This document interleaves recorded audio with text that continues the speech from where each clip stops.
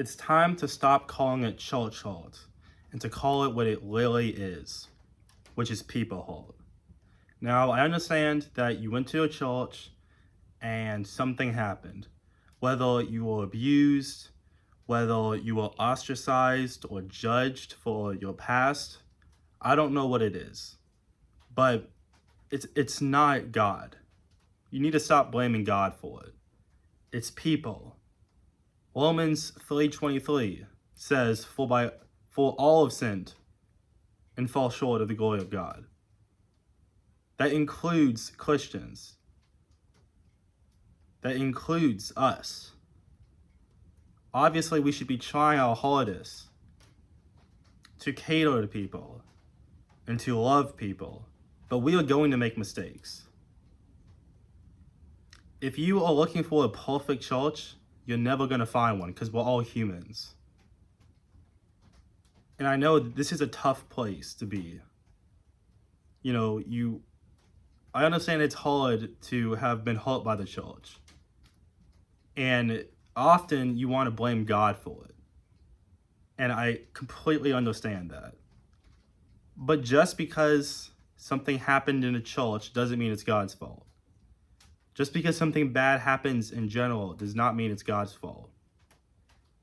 God may not put his foot in the door, but that doesn't mean that it doesn't mean that he is the one causing it.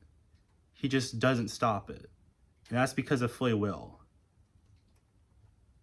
So we need to reframe church hurt into people hurt. Because people, they're going to hurt you. Christians should be trying every single day to be more like Jesus. Because works are a byproduct of salvation. But still, this doesn't mean we're going to be perfect. We're never going to be perfect on this planet. When we get to heaven, we will be. There will be no church hurt. There will be no people hurt. But on earth, no matter where you go, there is going to be hurt. Whether it's minor or whether it's major. And I'd love to tell you, the exact process of how, to heal. But it varies person to person. It just depends on what happened. And don't take this as me excusing what the church did to you. The church is held to a higher standard than any other place. It is not okay that the church treated you the way they did. But you need to understand that it's not God. Humans will make mistakes. We need to pray for these churches to realize what they have done.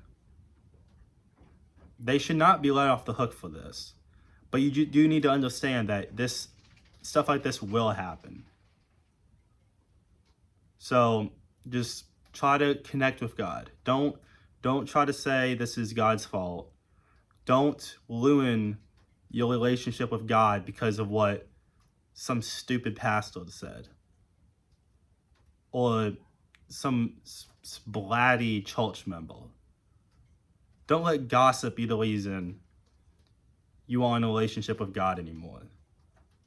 Don't let sexual abuse be the reason you aren't with God anymore. These are not valid reasons. There is no valid reason to ruin your relationship with God. And just know that I'll be praying for you. And people, watching this video, whether you've dealt with this or whether you've not, let's pray for each other. Let's pray for these churches. This is inexcusable. It's not okay for churches to be like this.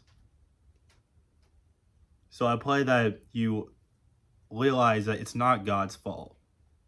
You realize that even though it's hard, even though it hurts, at the end of the day, God is so much more important and so much more valuable than your heart. If you are a young man, top link in the description, I have a Discord server. I'm trying to get young Christian men who are truly trying to go after Jesus Christ, who are truly trying to grow in the faith and have communion. Matthew 10:18 or 18:10, something like that, says, when 2 or 3 gather in my name, I am there.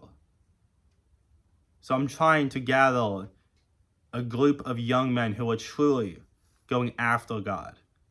So if you are trying to get closer to God, I encourage you to join this group. It will change your life. God bless, guys.